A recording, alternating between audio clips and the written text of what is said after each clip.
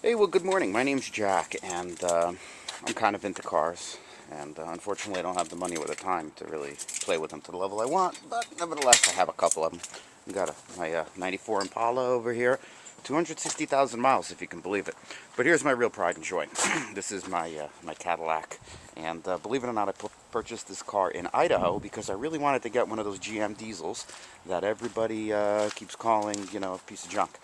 And that's okay, that's okay. Thank you, Northeast Salt here. Anyways, this is my beast and my brown bomber. Some people call it the stain. I actually kind of like the dirty brown color because I like the beat up look, but that's just me. Anyways, the diesel motor in here is in pretty good shape, and I'm going to fire it up for you. It's a cold start. It's probably around 40 degrees right now, maybe 35, 40, so it's really not that cold, but it fires up really good ever since I put the new glow plugs in. And I just kind of want you to hear it because I'm just getting out right now. It's actually my kid's birthday party today that I get to, so I kind of going to have to haul ass a little bit, but I'll drive it a little bit for you. So anyways, here's the interior. It's really too bad this camera doesn't provide a better zoom, because I'd love to be able to, you know, kind of show the more of the whole dash and how everything is.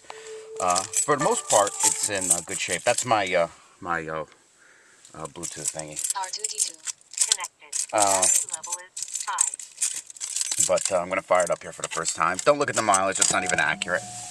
But here we go, wait, light goes on like it's supposed to. All the little lights.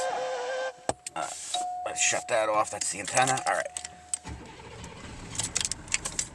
And that's it, I didn't even give it gas. Now the charge light goes on because you got to kind of spin it up a little bit. With the RPMs, it goes away right away. I guess it takes a little bit for the alternator to kick in. Anyway, so that's it. There she is. There's my Diesel Caddy. Runs pretty good. Here, I'll fire it up for you. It's not that fast, but it's not that slow either. So we can maybe get moving here a little bit. And back this guy up. And once again, it's a cold start. As you can see, all the snow and stuff out here. We got freaking crap load of snow. It's unbelievable. And it's still not melting anywhere.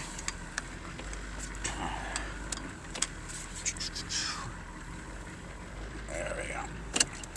And fire her up. And that's it. And there she goes. It's a little louder in the very beginning, but once it warms up, it quiets down a little bit. And that's it. That's a nice cold start. I'll tell you what, I never had to plug it in.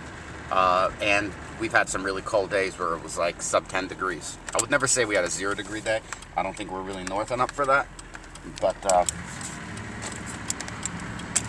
But we definitely had some cold days, and it just sounds a little louder. Sometimes you got to wait a couple cycles on the glow plugs, but I'll tell you what, having the 8 glow plugs, it really does fire up, and having such a high, such a high compression motor really does help it out. But it runs good. All I really did to it is I put in the ARP head stud bolts, which are a little bit stronger.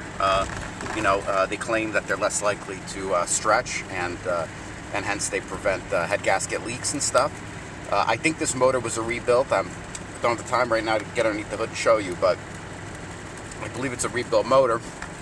But it is the old, I believe they call it the, it's a DX block, which is supposed to be the new block. But I still have the old heads on it with the pencil injectors, so go figure. But I did put in new injectors and new ARP head stud bolts, and that's really all I did. I didn't even put the fuel water separator in, because it seems like that has kind of resolved it, because the fuel quality I feel is good enough now, and I put in enough additives where I don't feel like that's really necessary at this point. Anyways, I gotta go. Hope you enjoyed the video. Take care. Bye bye.